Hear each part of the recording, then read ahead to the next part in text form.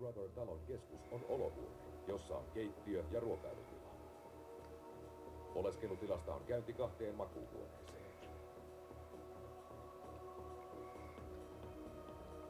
Pihaa ympäröi 6 metriä korkea aita, joka eristää kilpailijat ulkomaailmasta.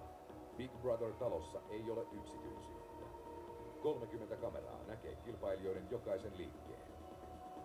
47 mikrofonia kuuntelee kaikkea puhuttua.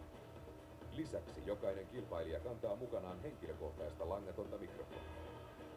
Kamerat seuraavat asukkaiden elämää 24 tuntia vuorokaudessa, 7 päivää viikossa, ja ne näkevät kaikkialle talossa.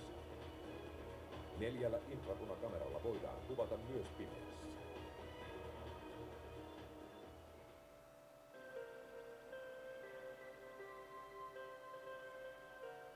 Kilpailijoilta vaaditaan järjestelmällisyyttä ja kurinalaisuutta.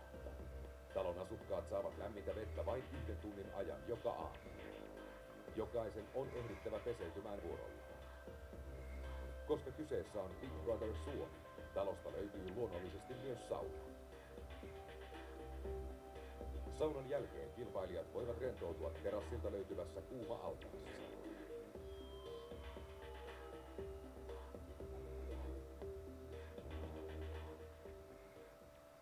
Yksi Big Brother-talon tärkeimpiä huoneita on päiväkirjahuone.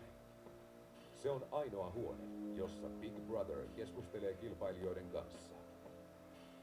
Päiväkirjahuoneessa kilpailijat kertovat ajatuksistaan, tunteistaan ja turhautumisistaan. Kanssakilpailijoiden nimeäminen häätöäänestykseen tapahtuu myös päiväkirjahuoneessa. Kukaan muista kilpailijoista ei kuule, mitä huoneessa puhutaan. Big Brother saattaa milloin tahansa kutsua kilpailijan puheilleen päiväkirjahuoneeseen.